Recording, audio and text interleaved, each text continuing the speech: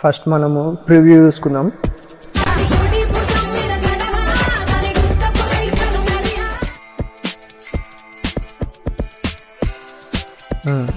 Preview అయిపోయింది. ఇదంతా first edit చేసింది కాబట్టి నేను తీసేస్తున్నాను. ఫొటోస్కి డిలీట్ చేసిన. ఆడియో ఒక్కటి ఉంది. ఫస్ట్ లిరిక్స్ విన్నాక పిఎన్జీస్ నేను ఫస్ట్ నుంచి కట్ చేసేసుకొని ఎన్హాన్స్ చేసుకొని పెట్టుకున్నాను. మీరు గిట్ట చేసుకొని పెట్టేసుకోండి. దీన్ని ఫిల్ స్క్రీన్ కొట్టి జూమ్ చేయాలి కొంచెం కింద కరెక్ట్ వచ్చేదాకా. కొంచెం సెకండ్ పిక్ గిట్ట సేమ్ అట్లనే ఫిల్ స్క్రీన్ కొట్టేసి జూమ్ చేయాలి. లాస్ట్ దాకా డ్రాగ్ చేసేసేయాలి. లెఫ్ట్ పెట్టేసుకున్నాక లాస్ట్ దాకా డ్రాగ్ చేసుకోవాలి. నెక్స్ట్ థర్డ్ పిక్ ఇది గిట్ట లాస్ట్ దాకా డ్రాగ్ చేసుకొని ఫిల్ స్క్రీన్ కొట్టాలి. జూమ్ చేయాలి. అడ్జస్ట్ అయిపోయింది. లెఫ్ట్ సెట్ అయిపోయింది. నెక్స్ట్ ఫోర్త్ది లాస్ట్ది. వీడియో లెంత్ అవుతుంది అని చెప్పేసి నేను 8 seconds మాత్రమే చూపిస్తున్నా. మీరు ఈ ప్రాసెస్ని కరెక్ట్గా చూస్తే ఇంకా ఎంత పెద్ద వీడియో అయినా చేయవచ్చు.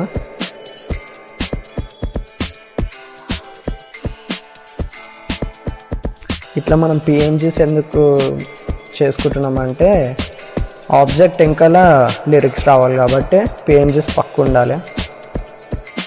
కరెక్ట్ కట్ చేసుకుందాం అంటే ఒక పిఎన్జీ పైన ఒకటి పిఎన్జీ రాకుండా ఒకటి అయిపోయినాక ఒకటి అట్లా కరెక్ట్ అయిపోయింది.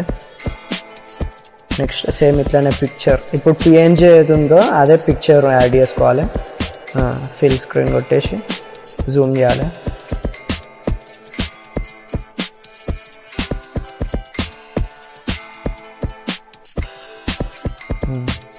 సేమ్ అట్లానే సెకండ్ గీట. ఇప్పుడు బ్లర్ కనిపిస్తుంది. పిఎన్జీ ఏమో బ్లర్ ఉంది, బ్యాక్గ్రౌండ్ ఏమో క్లియర్గా ఉంది. తర్వాత చెప్తూ దానికి ఏం చేయాలనో. నెక్స్ట్ పిక్చర్ యాడ్ చేసుకొని ఫిల్ స్క్రీన్ కొట్టేసి జూమ్ చేయాలి. ఇది లాస్ట్ దాకా డ్రాగ్ చేసుకోవాలి. డ్రాగ్ చేసుకొని బ్యాక్గ్రౌండ్లోకి తీసుకోవాలి. అంటే పిఎన్జీ వెంకల్కి తీసుకోవాలి. పిఎన్జీ ఫ్రంట్ వస్తుంది, పిక్చర్ ఏమో బ్యాక్ వస్తుంది. ఇది కరెక్ట్ అడ్జస్ట్ చేసుకోవాలి. అంటే మనకు పిఎన్జీకి పిక్చర్కి ఏమి ఇట్లా కొంచెం గిట్ట తేడా లేకుండా కరెక్ట్ సెట్ చేసుకోవాలి. అప్పుడే క్లియర్గా వస్తుంది.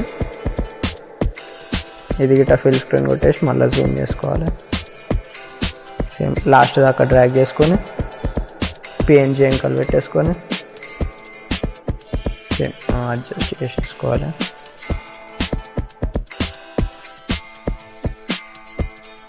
నెక్స్ట్ పిక్చర్ గిట్ట అట్లనే యాడ్ చేసుకోవాలి. ఫిల్ స్క్రీన్ జూమ్ చేయాలి. ఇది బ్యాక్ సైడ్ పిఎన్జీ వెంకలు పెట్టాలి. అంతే సెట్ అయిపోయింది. ఇప్పుడు మనకు పిఎన్జీ ఏమో బ్లర్ ఉంది, బ్యాక్గ్రౌండ్ ఏమో క్లియర్ ఉంది. అంటే పిక్చర్ క్లియర్ ఉంది. ఇది కొంచెం లెఫ్ట్ సైడ్ పెట్టుకున్నాం. ఇప్పుడు క్లియర్గా కనిపిస్తుంది బ్యాక్గ్రౌండ్ ఎంత క్లియర్గా ఉంది, ఇది ఎంత బ్లర్ ఉంది అని చెప్పేసి పిఎన్జీస్. సేమ్ అదే పిక్చర్లకి పిఎన్జీ చేసినా కానీ అది బ్లర్ అయిపోయింది. అది గిట్ట క్లియర్గా కావాలంటే ఏం చేయాలని చెప్తా. ఫస్ట్ అయితే మనం లిరిక్స్ రాసేసుకుందాం. సాంగ్ విన్నాక లిరిక్స్ ఒక వర్డ్ రాసుకొని దాని ఫాంట్ పెట్టేసుకొని వైట్ కలర్ పెట్టేసుకోండి. సైజు ఇష్టం ఉన్నంత పెట్టండి. ఎందుకంటే లాస్ట్కి మనం గ్రూప్ చేస్తాం కాబట్టి తర్వాత గిట్ట చేంజ్ చేసుకోవచ్చు. ఇక్కడ అడ్జస్ట్ చేసుకొని దీన్ని ఈ లిరిక్ని లాస్ట్ దాకా డ్రాగ్ చేసుకోవాలి. డూప్లికేట్ చేసేసి నెక్స్ట్ లైన్ లిరిక్లలో నెక్స్ట్ వర్డ్ ఏందో అది టైప్ చేసేసుకోవాలి. దీన్ని చిన్నగా చేసేసుకోవాలి. అంటే ఇప్పుడు దాని అని ఉంది కదా, దాని సైజులకే తెచ్చుకొని కొంచెం కిందకి డ్రాగ్ చేసుకోవాలి. దాన్ని డూప్లికేట్ చేసేసి నెక్స్ట్ ఏముంది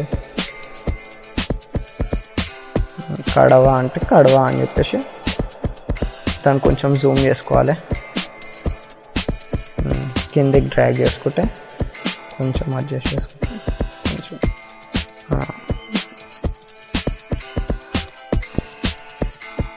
ఈడ దాకా వస్తుంది లిరిక్ కాబట్టి ఈడ దాకా కట్ చేసుకోవాలి. నెక్స్ట్ సాంగ్ ఉందాం.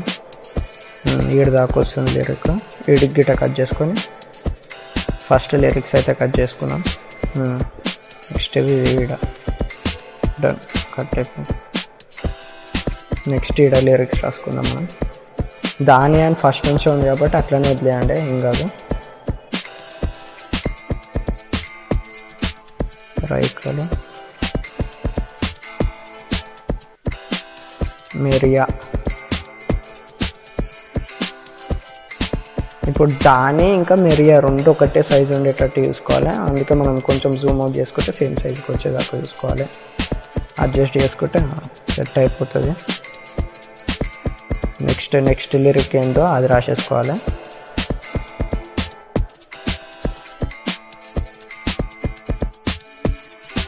కొంచెం జూమ్ చేసుకుంటే సేమ్ సైజ్. అన్నీ ఏంటంటే ప్రతి ఒక్క వర్డ్ అంటే ప్రతి ఒక్క లిరిక్ సేమ్ సైజ్ ఉండాలి, అప్పుడు మంచిగా ఉంటుంది, జర క్లియర్గా అనిపిస్తుంది, మంచిగా అనిపిస్తుంది. సెలియా అని చెప్పేసి ఇది గిట సేమ్ సైజ్ ఉండాలి.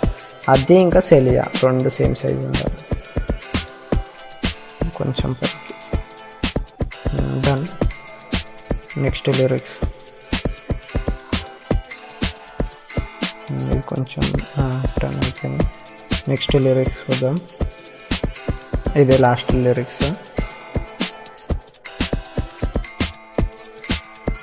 దాని పేరే సరంగదరియా, అంటే దాని పేరే పెట్టేసిన దాన్ని కొంచెం పైన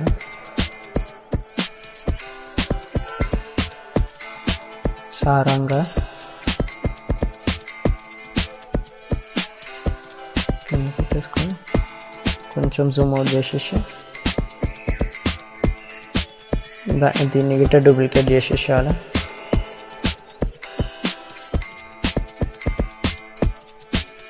డూప్లికేట్ చేసేసుకొని సారంగదరియా కదా, దరియా అని టైప్ చేసేసుకోవాలి. దరియా కొంచెం కిందకి డ్రాగ్ చేసుకోవాలి. కొంచెం జూమ్ డన్ అయిపోయింది. మనకి లిరిక్స్ వచ్చేసినట్టే. లిరిక్స్ అయిపోయింది, ఫొటోస్ అయిపోయినాయి.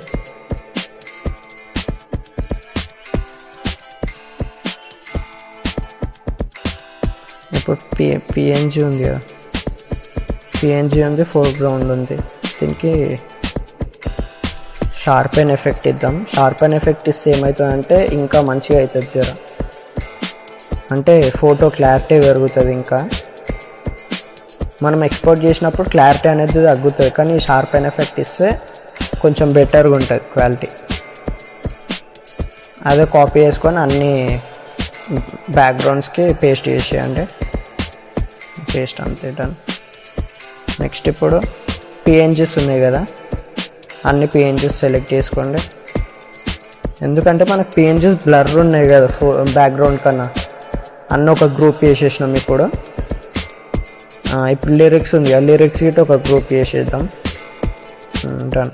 గ్రూప్ 2 అంటే లిరిక్స్, గ్రూప్ 1 అంటేనేమో పిఎన్జీస్. నేను చేంజ్ చేసేద్దాం ఫస్ట్ అయితే. లిరిక్స్ అంటే మనకు కన్ఫ్యూజ్ కాకుండా అంతే. ఇక్కడ నేమ్ పెట్టకపోయినా కానీ నేమ్ కాదు, కానీ కన్ఫ్యూజ్ కావద్దని చెప్పేసి పిఎన్జీ డన్. ఇప్పుడు మనం దీనికి మస్తు డిఫరెన్స్ ఉంది కదా, అది లాస్ట్కి వస్తే మనం మాస్కింగ్ చేసినాం అనుకో క్లియర్ అయిపోతుంది. ఇప్పుడు బ్లాక్ ఉంది కదా, దీని కింద లిరిక్స్ పెట్టేసి రెండు కలిపి ఒక గ్రూప్ చేస్తే ఈ బ్లాక్ కలర్ అనేది పోయేసి బ్యాక్గ్రౌండ్ ఏది ఉందో అది కనిపిస్తుంది. ఇప్పుడు క్లియర్గా ఉంది చూడండి. ఇప్పుడు మనం లిరిక్స్ కొంచెం సైడ్కి తీసుకొని వచ్చి పెట్టినా కానీ ఆబ్జెక్ట్ ఇంకలా కనిపిస్తుంది మనకి, ఫ్రంట్ కనిపించకుండా. షాడో ఆరెంజ్ కలర్ ఇచ్చేద్దాం. ఆరెంజ్ కలర్ ఎందుకంటే ఇప్పుడు మనం 4 ఫోటోలు తీసుకున్నాం కదా, అన్ని ఫొటోస్లలో ఆరెంజే ఎక్కువ కనిపిస్తుంది. సో ఆరెంజ్ ఉంటే మంచిగా ఉంటుంది. ఈడగిట ఆన్ చేసేసుకొని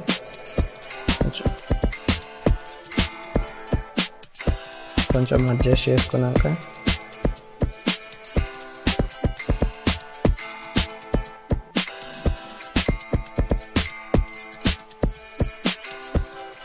కలర్ ఆరెంజ్ ఇద్దాం, orange white, next contrast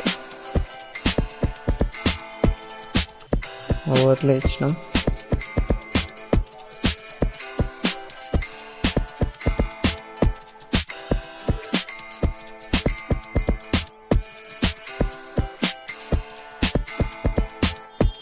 lyrics ఎంత మంచిగా అంటే ఇట్లా గ్లో ఇస్తుంది.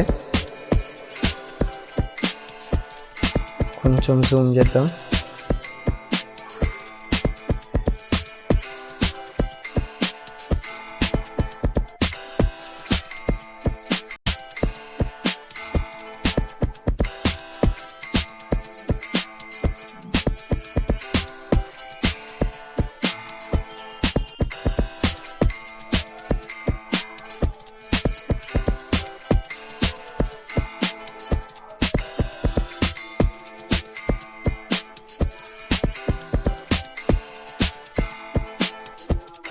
ఇప్పుడు మనకు వచ్చేసింది చూడండి